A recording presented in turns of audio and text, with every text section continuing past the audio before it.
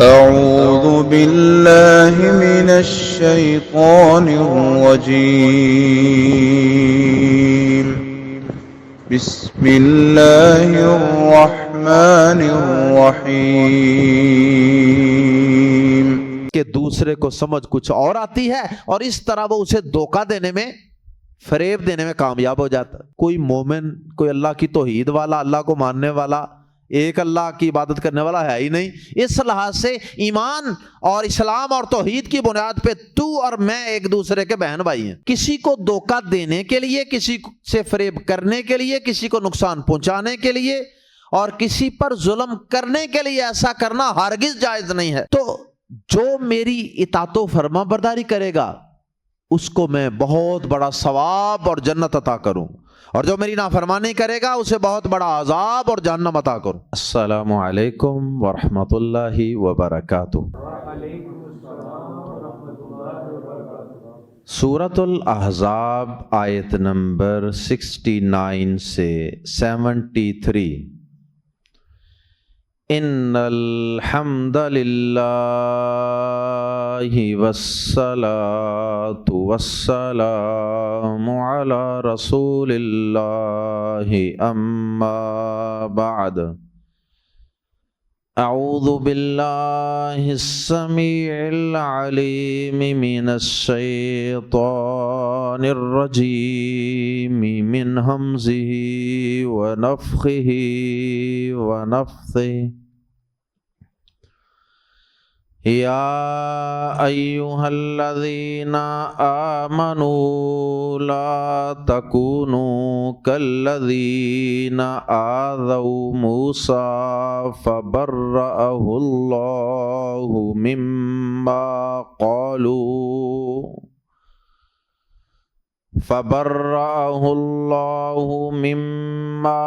قالوا وکان عند اللہ وجیہا۔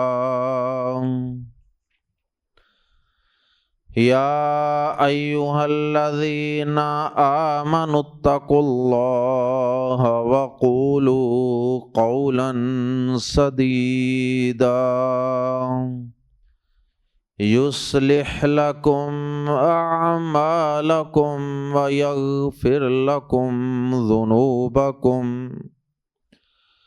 ومن یطع اللہ ورسولہ فقد فاز فوزا عظیما۔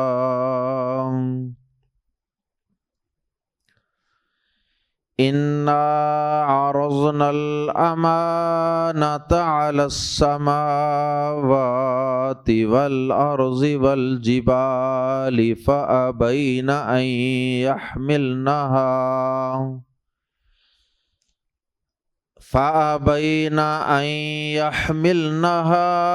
واشفقن منها وحملها الانسان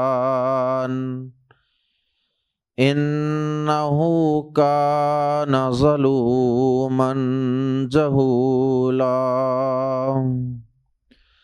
لیعذب اللہ المنافقین والمنافقات والمشرکین والمشرکات وَيَتُوبَ اللَّهُ عَلَى الْمُؤْمِنِينَ وَالْمُؤْمِنَاتِ وَكَانَ اللَّهُ غَفُورًا رَحِيمًا۔ سورۃ الاحزاب کا آخری سبق ہے۔ منافقین جن کا تذکرہ اس سورہ مبارکہ کے آغاز سے ہی چلا آ رہا ہے، وہ اللہ کے پیارے پیغمبر جناب محمد الرسول اللہ صلی اللہ علیہ وسلم کو مختلف طریقوں سے ایذاء اور تکلیف پہنچایا کرتے تھے۔ کبھی غزوہ احزاب کے موقع پہ یہ کہہ کر تکلیف پہنچاتے کہ اللہ اور اس کے رسول صلی اللہ علیہ وسلم نے ہم سے جھوٹے وعدے کیے تھے کامیابی اور کامرانی کے، آج دیکھو ہم ذلیل و رسوا ہونے لگے ہیں، کافروں کا اتنا بڑا جتھا اور اتحادی فوج مدینہ کے بارڈر پر اور مدینہ کی سرحدوں پر آ کھڑا ہوا ہے۔ کبھی پیارے نبی صلی اللہ علیہ وسلم کی گھریلو اور ذاتی زندگی، آپ کی ازدواجی زندگی کے متعلق طرح طرح کی زبان درازیاں کرتے، آپ کی تعدد ازواج کے حوالے سے آپ کو باتیں کرتے، کبھی آپ کی بیویوں کے کردار پر انگلی اٹھاتے، جس طرح حضرت عائشہ رضی اللہ تعالی عنہا پر بہتان اور تہمت لگائی تھی، کبھی پیارے نبی صلی اللہ علیہ وسلم کے دشمنوں یہودیوں کے ساتھ اندر کھاتے، چھپ چھپا کر دوستیاں لگاتے۔ تو ان ساری چیزوں سے پیارے نبی صلی اللہ علیہ وسلم کو تکلیف پہنچتی، آپ کو ایذا پہنچتی۔ گزشتہ آیات میں، پچھلے سبق میں ہم پڑھ چکے کہ پیغمبر صلی اللہ علیہ وسلم کو ایذا اور تکلیف پہنچانے والوں کے لیے اللہ رب العزت نے دردناک عذاب تیار کر رکھا ہے، رسوا کن عذاب تیار کر رکھا ہے، اور اللہ پاک نے ان پہ بہت بڑی لعنت فرمائی ہے۔ اب آیات زیر تفسیر میں اللہ رب العزت نے ایک اور انداز سے مسلمانوں کو، اور بالخصوص مخلص مسلمانوں اور ایمان والوں کو مخاطب کرتے ہوئے فرمایا کہ اے ایمان والو، تم موسیٰ علیہ السلام کی قوم کے بعض لوگوں کی طرح نہ ہو جانا، جنہوں نے حضرت موسیٰ علیہ السلام کو بڑی تکلیفیں پہنچائی تھیں۔ بنی اسرائیل کے بہت سے لوگوں نے، سب لوگوں نے تو نہیں، لیکن بہت سے لوگوں نے موسیٰ علیہ السلام کو، اپنے پیغمبر کو بہت اذیتیں پہنچائی تھی، انہیں بہت ہرٹ کیا تھا، ان کا بڑا دل دکھایا تھا۔ اللہ اکبر۔ شاید اس لیے اللہ رب العزت نے قرآن مجید میں اپنے پیارے حبیب جناب محمد کریم صلی اللہ علیہ وسلم کو تسلی اور حوصلہ دینے کے لیے سب سے زیادہ سابقہ انبیاء میں سے جس پیغمبر کا، جس نبی کا تذکرہ فرمایا ہے، وہ حضرت موسیٰ علیہ السلام، حضرت موسیٰ علیہ السلام کی قوم بنی اسرائیل، جنہوں نے موسیٰ علیہ السلام کی اکثر مواقع پہ نافرمانیاں کی۔ اب پیغمبر سے بڑا قوم کے لیے، امت کے لیے کوئی محسن ہوتا ہے؟ موسیٰ علیہ السلام جنہوں نے ساری زندگی فرعون کے ساتھ ٹکر لیے رکھی، اس قوم کو، بنی اسرائیل کو فرعون کے ظلم و ستم سے نجات دلوانے کے لیے، اور جنہوں نے اللہ پاک سے دعائیں کر کر کے اس قوم کو فرعون سے نجات دلوائی، فرعون کو اللہ سے دعائیں کروا کروا کے غرق کروایا پانی میں، اور پھر وہاں سے بنی اسرائیل کو دعائیں کروا کے خیر و عافیت سے دریا پار کروایا، اور پھر اللہ پاک سے دعائیں کی کہ یا اللہ ان کو رزق عطا فرما دے، کھانے پینے کے لیے کچھ نہیں ہے۔ اللہ پاک نے موسیٰ علیہ السلام کی دعا سے من و سلوہ عطا فرمایا، اور چھاؤں کے لیے اور موسم کی شدت سے بچنے کے لیے بادلوں کو سائبان کی طرح ان کے اوپر کر دیے۔ موسیٰ علیہ السلام کے کوئی تھوڑے احسانات نہیں تھے بنی اسرائیل پر، اتنے عظیم محسن کے ساتھ اس قوم نے کیا سلوک کیا تھا، کیسی کیسی اذیتیں پہنچائیں۔ موسیٰ علیہ السلام کے حکم کا اکثر موقع پہ صاف انکار کر دیتے، آپ کے حکم کو ماننے سے صاف انکار کر دیتے، اور وہ نو کہنے کے لیے عربی زبان کا وہ لفظ استعمال کرتے جو نو میں سپرلیٹو کی حیثیت رکھتا ہے، सुपरलेटिव डिग्री है नो कहने की, और वो है लन नस्बिरा, लाम जबर नून, लन नस्बिरा, लन नुमिना। ला का मतलब है नहीं, मा का मतलब है नहीं, और लन का मतलब है हरगिज नहीं। सूरतुल बकरा, सूरतुल माइदा, सूरह ताहा, इन सारी सूरतों में जिक्र है ना बनी इसराइल की इन करतूतों का और उनके इन रवैयों का जो उन्होंने मूसा अलैहिस्सलाम के साथ रवा रखा। कभी कहते लन नुमिन लका हत्ता नरल्लाह जहरतन, जब तक अल्लाह को अपनी आंखों से नहीं देख लेंगे नहीं मानेंगे, आप पर यकीन नहीं करेंगे, हरगिज नहीं मानेंगे। ये भी नहीं कहते कि नहीं मानेंगे, हरगिज नहीं मानेंगे। और कभी मन्नो सलवा जैसी मुफ्त मिलने वाली नेमत को खाकर कहते हैं लन नस्बिर अला तआमिन वाहिद, हम एक खाने पर, सिंगल डिश पर हरगिज सब्र नहीं करें। और कभी कहते लन नबरह अलैहि आकिफीन, हम इस बछड़े से हरगिज नहीं हटेंगे, डटे रहेंगे, जमे रहेंगे। कभी मूसा अलैहिस्सलाम गाय ज़बह करने के लिए कहते हैं तो हीले बहाने टाल मटौल से काम लेते हैं। ये सब पैगंबर को अजियत देने वाली चीजें थी। पता नहीं कितनी तकलीफ और अजियत उठाई होगी हजरत मूसा अलैहिस्सलाम। वैसे तो हर पैगंबर नहीं उठाई है, लेकिन मूसा अलैहिस्सलाम ने बतौर खास बहुत उठाई है। यही वजह है कि हमारे प्यारे पैगंबर जनाब मुहम्मद रसूलुल्लाह सल्लल्लाहु अलैहि वसल्लम को जब कोई नाम नेहाद मुसलमान, यानी ऊपर ऊपर से कलमा पढ़ने वाला लेकिन अंदर से मुनाफिक और काफिर, ऐसे शख्स को मुनाफिक कहते हैं ना, जो ऊपर से कलमा पढ़ता है अंदर से काफिर ही होता।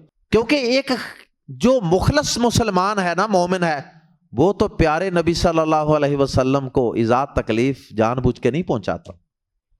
वो तो आपकी किसी बात पर एतराज नहीं कर सकता, उंगली नहीं उठा सकता।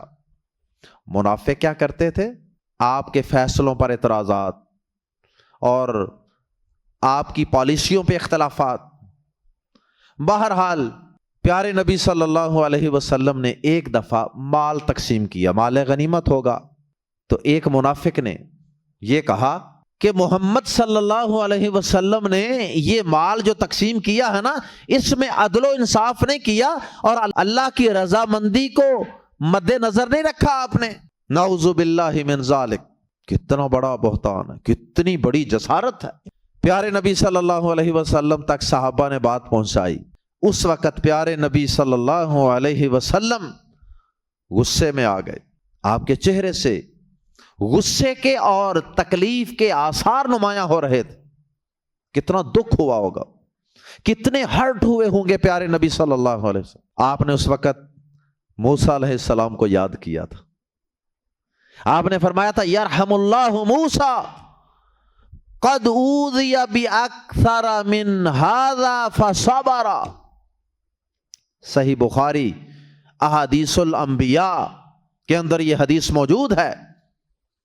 आपने फरमाया अल्लाह पाक मूसा अलैहिस्सलाम पे रहम फरमाए, उन्हें मुझे जिस तरह अजियत पहुंचाई गई है इससे भी उन्हें ज्यादा अजियत पहुंचाई गई, तो उन्होंने सब्र ही किया।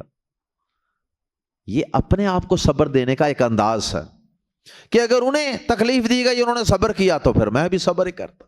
और यहूदियों ने हजरत मूसा अलैहिस्सलाम को इस कदर इज़ा पहुंचाने में वो आगे बढ़ गए कि हजरत मूसा अलैहिस्सलातु वस्सलाम पर उन्होंने आपकी ज़ाते गिरामी पर इल्जाम लगा दिया और आपकी ज़ात को दागदार और धब्बेदार बनाने से भी वो बाज नहीं आए। इसमें भी कसर नहीं छोड़ी। एक तो होता है ना कि बंदा चलो ऐसी बातें करता है सिर्फ कि जिससे तकलीफ होती, और एक ये होता है कि उनकी ज़ात के ऊपर भी ऐसा कीचड़ उछाला कि उससे भी मूसा अलैहिस्सलाम को बड़ी तकलीफ हुई। और उसकी तफसील सही बुखारी की हदीस के अंदर मौजूद है। प्यारे नबी सल्लल्लाहु अलैहि वसल्लम फरमाते हैं, आपकी जुबान से निकली हुई बात बिल्कुल सच्ची है। آپ کی زبان مبارک سے نکلی ہوئی یہ سچی بات صحیح بخاری میں موجود ہے۔ آپ نے فرمایا کہ یہودیوں نے موسیٰ علیہ السلام پر یہ الزام لگانے شروع کر دیے، چونکہ وہ بڑے حیا دار تھے، بڑے پردہ دار تھے، ان کے جسم کا کوئی حصہ ننگا نہیں ہوتا تھا۔ یہودیوں نے یہ بہتان لگا دیا کہ لگتا ہے موسیٰ علیہ السلام بڑے اپنے جسم کو چھپا کے رکھتے ہیں، لگتا ہے کہ موسیٰ علیہ السلام کے جسم پر کوئی نقش ہے، یا تو موسیٰ علیہ السلام کے جسم پر برس کے نشان ہیں، پھل بیری وغیرہ کے نشان ہیں، اور یا موسیٰ علیہ السلام کے جو ٹیسٹیز ہیں وہ پھولے ہوئے ہیں، ان کے اندر کوئی فالٹ ہے، اور یا پھر کوئی اور عیب ہے آپ کے جسم کے اندر، آپ کی باڈی میں۔ موسیٰ علیہ السلام بڑے خوبصورت، جسم بڑا خوبصورت تھا، جوان تھے ماشاءاللہ۔ اللہ پاک نے اپنے جلیل القدر پیغمبر کے اوپر لگنے والے اس الزام اور عیب کو آپ سے دور کرنے کا فیصلہ فرمایا کہ اس عیب کو دور کرنا، اللہ پاک نے ایک معجزہ ظاہر کرنے کا فیصلہ فرمایا۔ صحیح بخاری میں حدیث ہے، موسیٰ علیہ السلام کہیں تنہا تھے، کوئی چشمہ کوئی ایسی جگہ ہوگی، بالکل تنہا تھے، انہوں نے کپڑے اتارے اور نہانا شروع کر دیا کہ چلو یہاں تو کوئی بندہ بشر ہی نہیں، دور دور تک کپڑے اتارے اور قریب ایک پتھر کے اوپر رکھے اور نہانا شروع کر دیا، اپنی لاٹھی بھی پاس رکھی۔ جب موسیٰ علیہ السلام نہا کر فارغ ہوئے تو اپنے کپڑوں کی طرف ہاتھ بڑھایا تو اللہ پاک کے حکم سے وہ پتھر وہاں سے بھاگنے لگا، چلنا شروع ہو گیا کپڑوں سمیت۔ موسیٰ علیہ السلام نے اپنی لاٹھی پکڑی اور اس پتھر کے پیچھے پیچھے اپنے کپڑوں کو پکڑنے کے لیے، حتیٰ کہ موسیٰ علیہ السلام بھاگتے بھاگتے کپڑوں کو پکڑنے کے لیے بھاگتے بھاگتے ایک ایسی جگہ پر پہنچ گئے جہاں پر بنی اسرائیل کے یہودیوں کے کچھ لوگ تھے۔ انہوں نے موسیٰ علیہ السلام کو دیکھ لیا کہ یہ موسیٰ علیہ السلام ہے، ان کا تو جسم بڑا خوبصورت ہے، بے عیب بے داغ۔ اور اس طرح موسیٰ علیہ السلام جب وہاں پہنچے تو پتھر رک گیا، آپ نے اپنے کپڑے پکڑے اور جلدی سے پہنے اور لاٹھی لے کر اس پتھر پر 2 3 4 5 پتھر کے اوپر آپ نے ضربیں لگائیں اس کو، یعنی مارا پتھر کو کہ تو نے یہ کیا کیا۔ اللہ اکبر۔ پیارے نبی صلی اللہ علیہ وسلم نے یہ واقعہ بیان فرمایا ہے، یقیناً اللہ پاک نے ہی آپ کو یہ واقعہ بتایا ہوگا۔ تو اس طرح اللہ پاک نے موسیٰ علیہ السلام کو بے عیب ثابت کر دیا لوگوں کے سامنے۔ آئیے سب سے پہلے اسی آیت مبارکہ کو پڑھتے ہیں۔ یا ایھا الذین آمنو، اے لوگو جو ایمان لائے ہو، لا تکونو، نہ ہو جاؤ، کالذین، کاف زبر کا، طرح، مانند، لائک، الذین، ان لوگوں، کالذین، ان لوگوں کی طرح، نہ ہو جاؤ ان لوگوں کی طرح، آذو موسیٰ، جنہوں نے تکلیف پہنچائی موسیٰ علیہ السلام کو، ابیوزڈ موسیٰ یا انوائڈ موسیٰ، جنہوں نے ایذا پہنچائی موسیٰ علیہ السلام کو۔ فبرأ، فا تو برأ، بری کر دیا، پاک ثابت کر دیا، اللہ اکبر، کلیئر کر دیا، اسے یعنی موسیٰ علیہ السلام کو، اللہ نے، فبرأہ اللہ، تو اللہ نے اسے پاک کر دیا، مما، من پلس ما، من سے، ما جو، قالو انہوں نے کہا تھا، مما قالو، اس سے بری کر دیا، اس سے جو انہوں نے کہا تھا۔ یہ بھی معلوم ہوا کہ قرآن مجید کی تفسیر حدیث کے بغیر ممکن نہیں ہے۔ اگر پیارے نبی صلی اللہ علیہ وسلم ہمیں یہ تفصیل نہ بتاتے، ہمیں کیا پتا چلنا تھا؟ فبرأہ اللہ مما قالوا، اس سے کیا مراد ہے؟ کیا کہا تھا انہوں نے؟ اور اللہ نے انہیں کیسے پاک ثابت کر دیا تھا؟ اللہ تعالیٰ یہ پسند نہیں کر سکتا تھا کہ موسیٰ علیہ السلام ایسے ہی الزام اور عیب کی حالت میں دنیا سے چلے جائیں. وَكَانَ، اور اس لیے اللہ پاک نے ان کو بری کر دیا، پاک کر دیا، ثابت کر دیا کہ وہ پاک ہیں، بے عیب ہیں. وَكَانَ، اور وہ تھا لفظی معنی لیکن ادب و احترام کے لیے. وَكَانَ، اور وہ تھے یعنی موسیٰ علیہ السلام عند اللہ، اللہ کے ہاں، وجیہا، بہت مرتبے والے.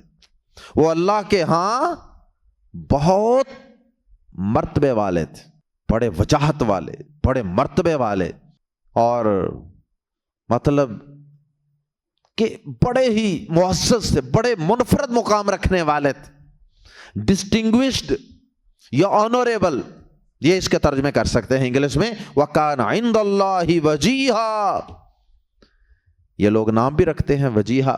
اللہ اکبر. اس کے بعد آیت نمبر 70 اور 71 میں دوسرا مضمون بیان کیا گیا ہے، اور وہ مضمون یہ ہے کہ اللہ پاک نے پہلی آیت میں حکم دیا تھا نا کہ ایمان والو اپنے رسول کو اس طرح تم ایذا نہ پہنچانا جس طرح موسیٰ علیہ السلام کو ان کی قوم کے بعض لوگوں نے ایذا پہنچائی. اور ایذا پیغمبر کو ہو یا کسی ایمان والے کو، ایذا پہنچانے کے لیے جھوٹ بولنا ضروری ہوتا ہے. مثلا کسی پہ تہمت لگا دی، کسی کو گالی دے دی، کسی کو بلا وجہ برا بھلا کہہ دیا، تو ایذا پہنچانے کے لیے، خصوصاً نبی کو ایذا پہنچانے کے لیے تو جھوٹ بولنا ضروری ہے نا. سچ بول کے نبی کو کیا ایذا پہنچائیں گے؟ اور وہ جس منافق نے کہا تھا اللہ کے نبی نے جب مال تقسیم کیا تو اس نے کہا اسے تھوڑا ملا ہوگا، اس کے حصے میں تھوڑا آیا ہوگا، تو اس نے کہہ دیا کہ اللہ کے نبی نے نعوذ باللہ عدل نہیں کیا، اللہ کی رضامندی مقصود نہیں تھی. تو جو کیا تھا، یہ کیا تھا؟ یہ جھوٹ ہی تھا. تو ایذا تبھی ہوتی ہے جب کوئی شخص غلط بات کرے، جھوٹی بات کرے، یا پھر سچی بات کو ہی گما پھرا کر وال فریب کے ساتھ کرے. اللہ پاک نے اس سے منع فرما دیا. یا ایھا الذین آمنوا اتقوا اللہ، بڑی ہی قرآن مجید کی عظیم آیات ہیں، بڑی ہی مشہور و معروف آیات ہیں، اور یہ آیات پیارے نبی صلی اللہ علیہ وسلم خطبہ حاجت کے اندر پڑھتے تھے. کوئی بھی اہم موقع ہوتا، جیسے جمعے کا خطبہ، عید کا خطبہ، کوئی اہم خطاب ہوتا، یا آپ کوئی نکاح کا خطبہ دیتے، تو آپ اس میں 4 آیات پڑھتے تھے قرآن مجید کی، جن میں سے 2 آیات یہ ہیں سورۃ الاحزاب کی، ایک سورہ آل عمران کی آیت اور ایک سورہ نساء کی آیت. اللہ اکبر. 4 آیات، ان میں سے 2 یہ ہیں. کتنی اہم آیات ہیں. یا ایھا الذین آمنو، اے لوگو جو ایمان لائے ہو، اتقوا اللہ، اللہ سے ڈر جاؤ. اللہ سے جب ڈر جائے گا انسان تو کسی پر الزام لگائے گا، جھوٹ بولے گا، بات کو کسی کو دھوکہ دینے کے لیے، کسی پر ظلم کرنے کے لیے بات کو گما پھرا کے کرے گا. جب اللہ کا ڈر ہوگا نا پھر انسان یہ کام نہیں کرے گا. اس لیے پہلے اللہ سے ڈرنے کی نصیحت فرمائی، اتقوا اللہ، اللہ سے ڈر جاؤ، اللہ سے ڈرو. وقولوا قولا سدیدا، اور کہو، قولو جمع ہے قل کی، قل هو اللہ احد ہے جیسے، اس کی جمع ہے قولو، اور کہو قولا بات، سدیدا سیدھی، سدیدا سیدھی بات. سدا بھی آتا ہے نا سورۃ الکہف میں، بند باندھنا، کوئی 2 پہاڑوں کے درمیان والی جگہ ذوالقرنین رحمہ اللہ نے بند کی تھی. سدید کا معنی سیدھا بھی ہوتا ہے، یہاں سیدھا ہی اس کا معنی ہے، قولا سدیدا، بالکل سیدھی بات. تنوین کی وجہ سے ہم ترجمہ کر رہے ہیں، یا ویسے بھی یہ مبالغے کا صیغہ بھی بن جاتا ہے فعیل کے وزن پر. سدید، بالکل سیدھی بات کہو. اب سدیدہ کا معنی چونکہ سیدھی ہے تو سیدھی بات وہ ہوتی ہے جو عدل و انصاف پر مبنی ہو، یا اس کو سچی بات بھی کہہ سکتے ہیں۔ لیکن سچی بات سے سدیدہ، قولاً سدیدہ کا لفظ جو ہے نا، اس میں زیادہ وسعت ہے۔ اس میں سچی بات بھی شامل ہے اور سیدھی اور صاف صاف بات بھی شامل ہے، کیونکہ بعض اوقات انسان بولتا تو سچ ہی ہے، وہ سچی بات تو ہوتی ہے، لیکن وہ قول سدید نہیں ہوتا، اس میں سچی بات کو بھی انسان تھوڑا سا گما پھرا کے اس طرح کرتا ہے کہ دوسرے کو سمجھ کچھ اور آتی ہے، اور اس طرح وہ اسے دھوکہ دینے میں، فریب دینے میں کامیاب ہو جاتا ہے۔ تو اللہ پاک نے اس لیے حکم دیا کہ اللہ سے ڈر جاؤ اور بات سیدھی سیدھی کیا کرو، سیدھی اور صاف بات کیا کرو۔ اور یہاں پر ایک بات ضمناً سمجھ لیجئے، بعض اوقات بات کو تھوڑا سا گما پھرا کے کرنا جائز بھی ہوتا ہے، اسے توریہ کہتے ہیں، اور اہل علم توریہ کرنے کو بعض شرائط کے ساتھ جائز قرار دیتے ہیں۔ جس طرح ابراہیم علیہ السلام اپنی زوجہ کے ساتھ جا رہے تھے تو رستے میں ایک ظالم بادشاہ آیا تھا نا، وہ ہر خوبصورت عورت پر قبضہ کر لیتا تھا اور اس کے خامند کو قتل کروا دیتا۔ تو وہاں ابراہیم علیہ السلام نے اس کے ظلم سے بچنے کے لیے کیا کہا تھا اپنی بیوی سے، کہ اس زمین پر تیرے اور میرے علاوہ کوئی مومن، کوئی اللہ کی توحید والا، اللہ کو ماننے والا، ایک اللہ کی عبادت کرنے والا ہے ہی نہیں۔ اس لحاظ سے ایمان اور اسلام اور توحید کی بنیاد پہ تو اور میں ایک دوسرے کے بہن بھائی ہیں روحانی اعتبار سے۔ تو آج اس بادشاہ کے ظلم سے بچنے کے لیے تو نے، جب وہ پوچھے گا تو تو نے کہنا ہے میرے متعلق کہ یہ میرا بھائی ہے، کیونکہ اگر تو نے کہہ دیا یہ میرا خامد ہے، مجھے بلا کے اس نے قتل کروا دینا۔ اللہ اکبر۔ ضمناً یہ بات بھی معلوم ہوئی کہ تدبیر اختیار کرنا یہ توکل کے خلاف نہیں ہے۔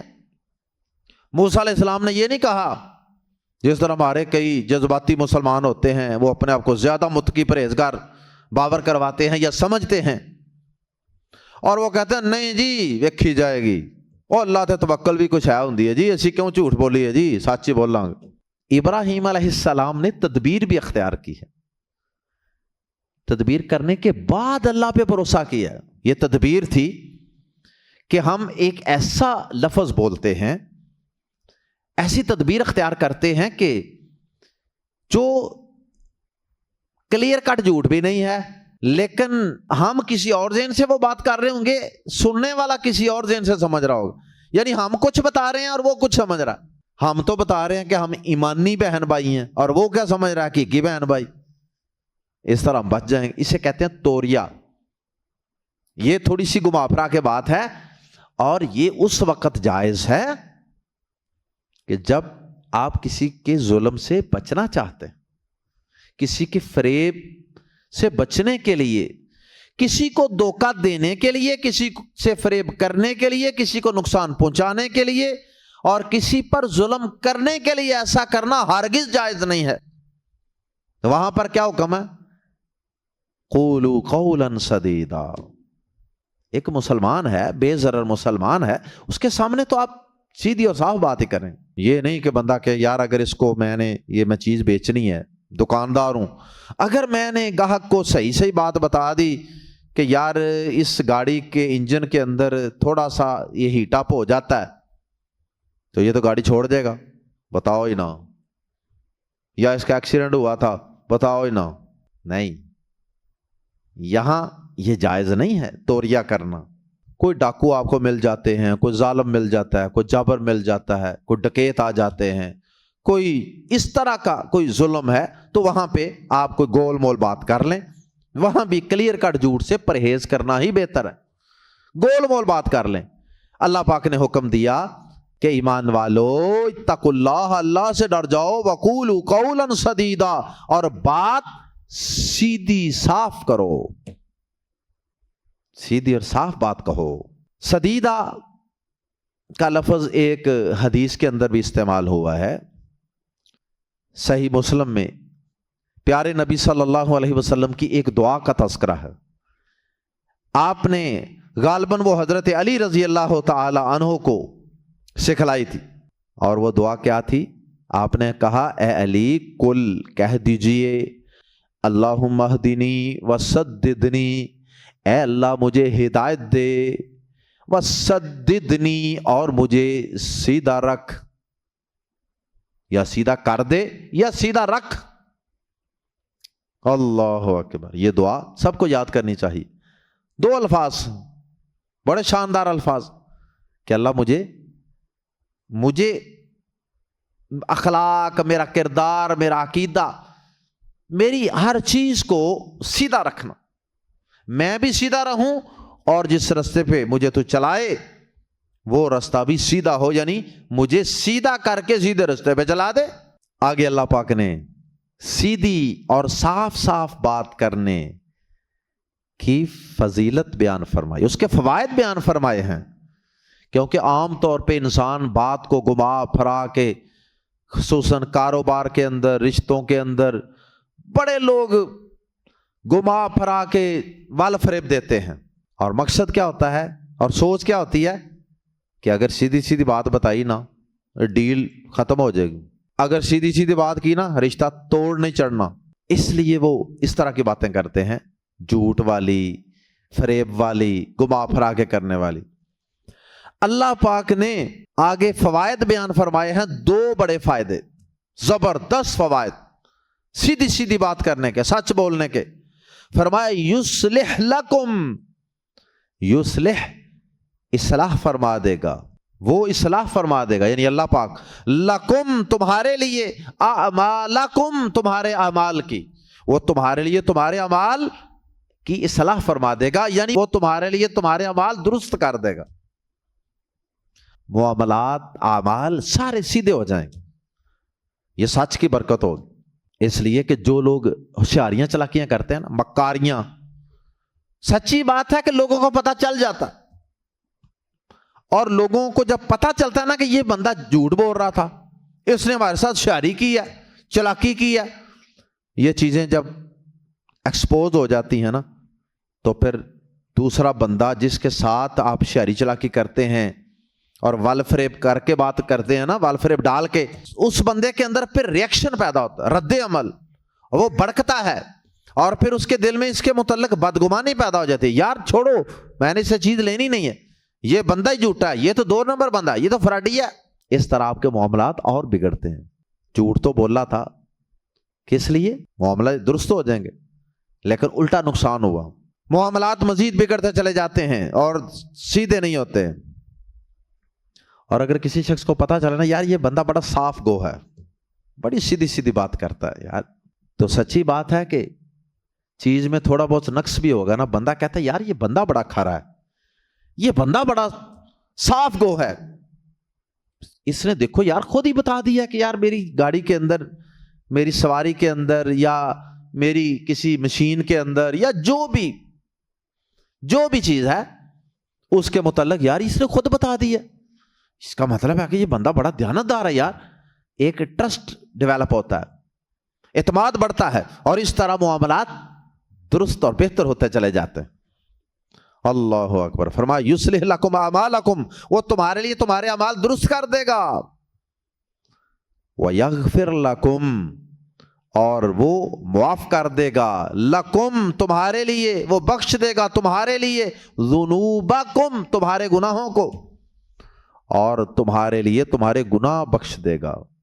کوئی کمیاں کوتاہیاں جو انسان سے ہو جاتی ہیں نا، وہ بھی اس بندے کے صاف گو ہونے کی وجہ سے اللہ تعالیٰ وہ چھوٹی موٹی غلطیاں کوتاہیاں اور گناہ بھی بخش دیں گے، معاف کر دیں گے۔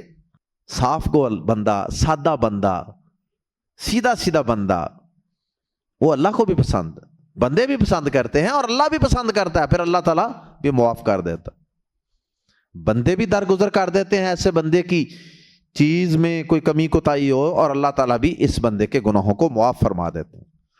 واہ کیا بات، کیا اللہ تعالیٰ کا انعام ہے دنیا کے اندر ہی، کہ تیرے بگڑے ہوئے معاملات بھی میں درست کر دوں گا، تیرے گناہوں پر بھی معافی کا قلم پھیر دوں گا۔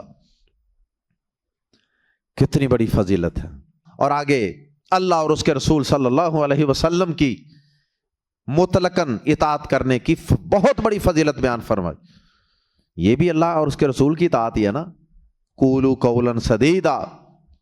تو اب آگے جنرل بات کر دی کہ اس کے علاوہ بھی زندگی کے جملہ امور میں، عبادات میں، معاملات میں، شکل، صورت، حجامت، لباس، غمی، خوشی، لین دین، اخلاقیات، کردار، ہر چیز کے اندر وَمَن يُطِعِ اللَّهَ، اور جو اطاعت کرے، فرما برداری کرے اللہ کی، وَرَسُولَهُ، اور اس کے رسول کی، فقد، تو یقیناً، فازا، اس نے کامیابی پالی، کامیابی حاصل کر لی، فوزاً عظیما، بہت بڑی کامیابی۔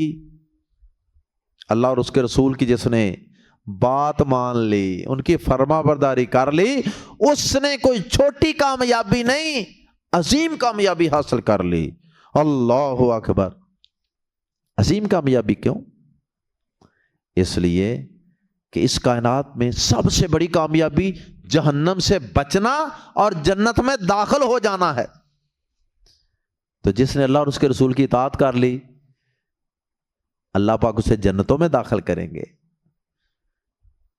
قرآن مجید میں اللہ کے وعدے ہیں، یہ اللہ اسے جنتوں میں داخل کریں گے، اور جو جنتوں میں داخل ہو گیا اس سے بڑا کوئی کامیاب شخص اس کائنات میں ہے ہی نہیں۔ ویسے تو یہ آیات زبان یاد کر لیجئے، لیکن اندر سے اہم جو قطعات ہوتے ہیں نا، اللہ کی قسم انہیں یاد کیا کریں اور انہیں سنایا کریں جگہ جگہ۔ چھوٹا سا جملہ ایک آپ کا پورا درس بن جاتا ہے 5 منٹ کا۔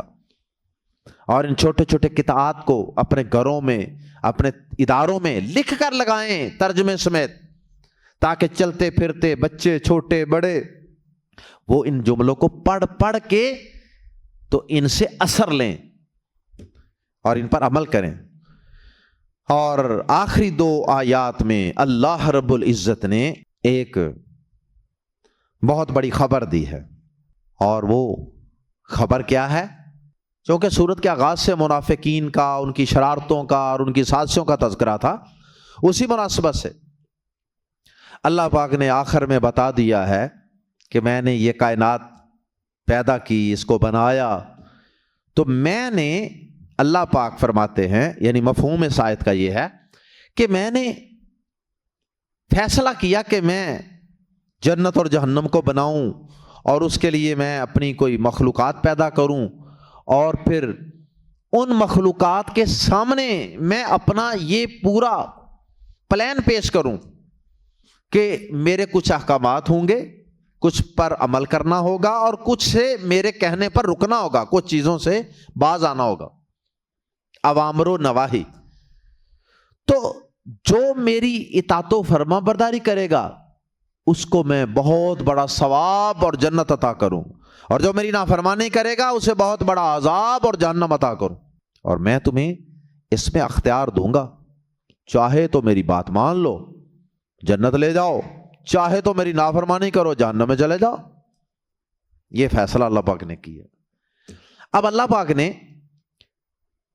یہ اپنا پلان زمین کے اوپر پیش کیا، آسمانوں پر پیش کیا، بڑی بڑی مخلوقات، پہاڑوں پر بڑی بڑی مخلوقات پر پیش کیا، اور انہیں کہا کہ یہ میرا ایک پلان ہے، تو اگر تم میرے اس پلان کے مطابق میرے امتحان میں کامیاب ہو گئے، بہت بڑا ثواب اور بدلہ ملے،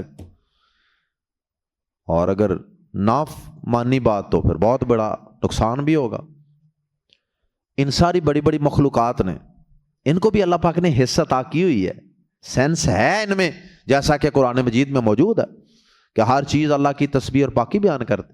بہرحال اللہ پاک نے ان کے سامنے یہ اپنا پلان پیش کیا، انہوں نے معذرت کر لی، یا اللہ ہم کمزور ہیں، یہ ہے تو اس میں فائدہ تو بہت بڑا ہو سکتا ہے جنت، لیکن ہمیں ڈر لگتا ہے کہ کہیں ہم سے اس امتحان میں پورا ہی نہ اترا جائے، کامیابی نہ ہو سکے تو لینے کے الٹا دینے نہ پڑ جائیں، رزق ہے۔ اللہ پاک نے پھر یہی پلان انسانوں کے سامنے پیش کیا، اور معلوم ہوتا ہے کہ جنوں کے سامنے بھی پیش کیا ہوگا، کیونکہ یہ دونوں مخلوقات مکلف ہیں، ذمہ دار قرار دی گئی ہیں۔ ان سے حساب ہونا ہے. سورج چاند ستاروں سے زمین اور یہ ساری چیزیں جو ہیں ان سے اب حساب نہیں ہونا, کیونکہ انہوں نے اس پیکج کو قبول ہی نہیں کیا تھا, اس آپشن کو, اس امتحان کو. انسان نے قبول کر لیا اور اللہ تعالیٰ فرماتے ہیں کہ یہ بڑا کم علم اور نادان ثابت ہوا. اس کو پتہ ہی نہیں تھا کہ اس کا کیا نتیجہ نکل سکتا ہے, یہ کتنا بڑا رزق ہے. بس ثواب اور جنت کو دیکھ کے یہ پھنس گیا, اور وہ جو ساتھ رزق تھا نا وہ اس پہ اس نے غور ہی نہیں کیا.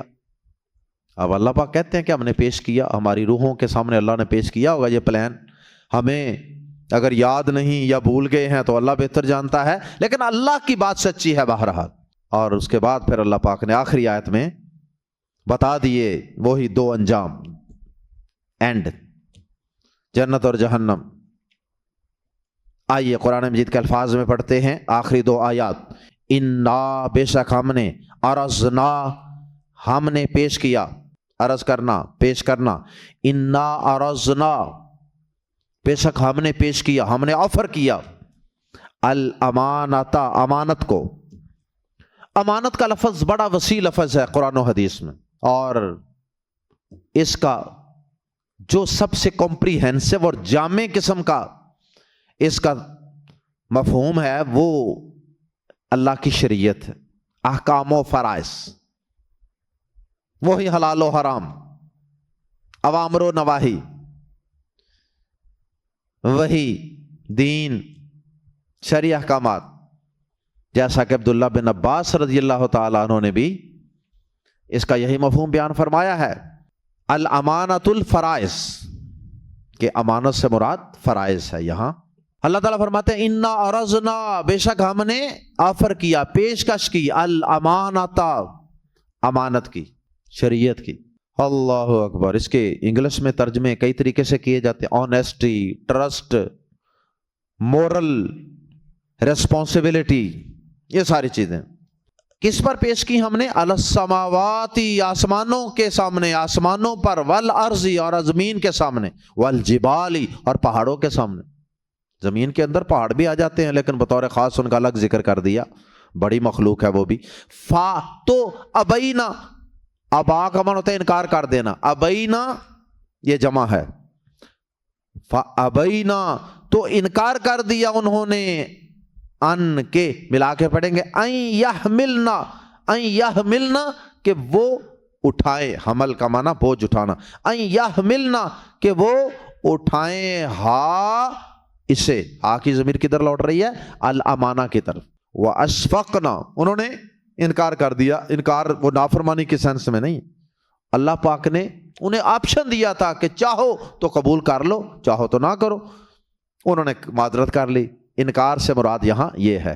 واشفقنا, اور وہ ڈر گئے, واشفقنا, اور وہ ڈر گئے, منہا, اس سے, امانت کے بوجھ, بارے گراں کو اٹھانے سے. وحملہا, اور اٹھا لیا اسے, الانسان, انسان نے, انہو, بلا شبہ وہ, کانا, ہمیشہ سے ہے, ظلوما, یہ ظالم کا مبالغہ ہے. تو ظلوما کا معنی بہت ظالم, بہت ظالم, انجسٹ. جہولا, بہت جاہل, یہ بھی جاہل سے مبالغے کا صیغہ ہے.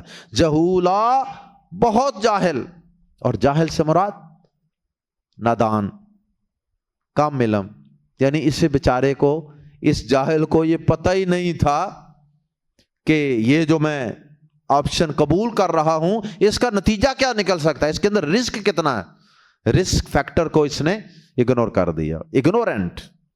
جہولا کا مطلب بہت جاہل, اگنورنٹ.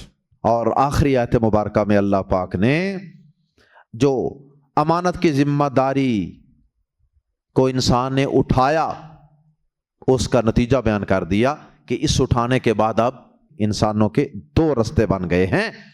یہ اللہ پاک نے بوجھ اس لیے انسانوں پر ڈالا تھا تاکہ اس کے نتیجے میں اللہ جنت اور جہنم عطا کرے, لی تاکہ یعذب اللہ, اللہ عذاب دے، سزا دے المنافقینا، منافق مردوں کو، والمنافقاتی اور منافق عورتوں کو، والمشرکینا والمشرکات اور مشرک مردوں اور مشرک عورتوں کو. جو شرک کریں گے، جو منافق ہوں گے، 2 نمبر ہوں گے، اللہ تعالیٰ انہیں سزا دے گا.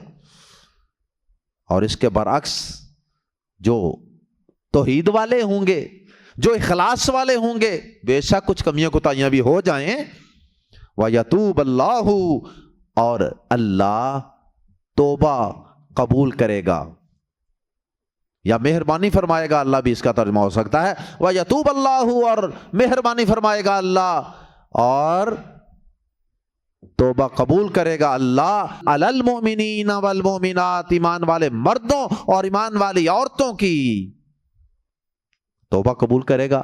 سے مراد جب توبہ قبول ہو گئی تو جنت، گناہوں سے پاک ہو گیا تو جنت لازمی، جنت میں داخلہ. اللہم اجعلنا منہم، اللہ ہم گناہ گاروں کو بھی اپنے ایمان والے مخلص بندوں میں شامل فرما لے. وَكَانَ اللَّهُ اور ہمیشہ سے ہے اللہ غفوراً بے حد بخشنے والا، مبالغے کا صیغہ، رحیمہ نہایت رحم والا. اللہ کی یہ 2 صفات ہیں نا جن کی وجہ سے وہ اپنے مومن بندوں کو چھوٹی موٹی کمیاں کوتاہیاں ان کی ہیں بھی تو انہیں درگزر کر کے، ان پہ معافی کا قلم پھیر کے، ان پہ رحم کرتے ہوئے اللہ انہیں معاف کر دے گا، ان پہ رحم فرما کے، اور انہیں اپنی جنتوں کا وارث بنا دے گا. اللہ تعالی ہم سب کو اپنی جنت کے حصول کی کوشش کرنے کی توفیق عطا فرما دے. اللہ جو امانت کا بوجھ ہے، دین کا اور شرعی احکامات کا بوجھ اور ذمہ داری ہم نے اٹھائی تھی، اللہ ہم کمزوروں کو اس بارے گراں کو اٹھانے کی اپنے فضل سے توفیق عطا فرما دے. سبحانک اللہم و بحمدک اشہد ان لا الہ الا انت استغفرک و اتوب الیک.